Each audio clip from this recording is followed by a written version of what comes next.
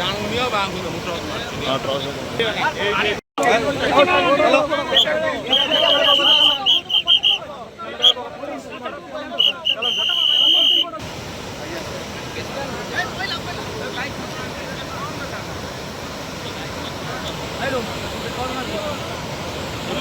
ডাউনিও বাঙ্গুলো মুট্রস মারছি সেটা আগে বাইরে নিও ডাউন